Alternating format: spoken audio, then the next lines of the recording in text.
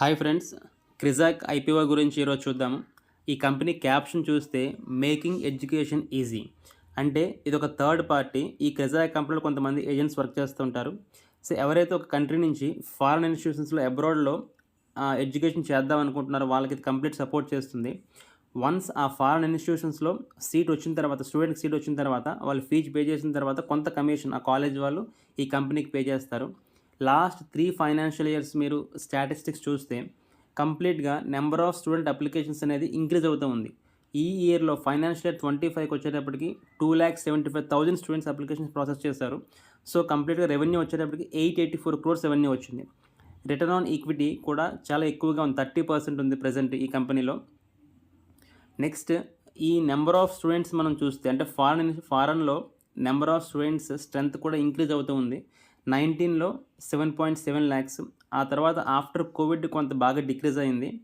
2023కి 24 చూస్తే మనకి 2 lakhs students అనేది ఇంక్రీజ్ అయింది. సో ఇలాగే every year number of students ఫారెన్లో చదివే వాళ్ళు పెరుగుతూ ఉంటే 2030కి వచ్చేటప్పటికి 25 lakhs అవ్వచ్చు అని ఎస్టిమేషన్ డేటా ఇది. సో నెంబర్ ఆఫ్ స్టూడెంట్స్ పెరుగుతూ ఉంటే డెఫినెట్గా ఈ కంపెనీకి ప్రాఫిట్స్ అనేవి పెరుగుతూ ఉంటాయి. ఈ కంపెనీ యొక్క డీటెయిల్స్ చూద్దాము. ఈ ఐపీఓ జూలై 2న ఓపెన్ అయ్యి జూలై 4న క్లోజ్ అవుతుంది. ఈచ్ లాట్లో 61 షేర్స్ ఉన్నాయి. వీళ్ళ యొక్క ప్రైస్ బ్యాండ్ 233 to 245 ప్రైస్ పెట్టారు. సో ప్రాఫిట్ ఆఫ్టర్ ట్యాక్స్ కూడా బాగా ఉంది, 150 crores ఉంది.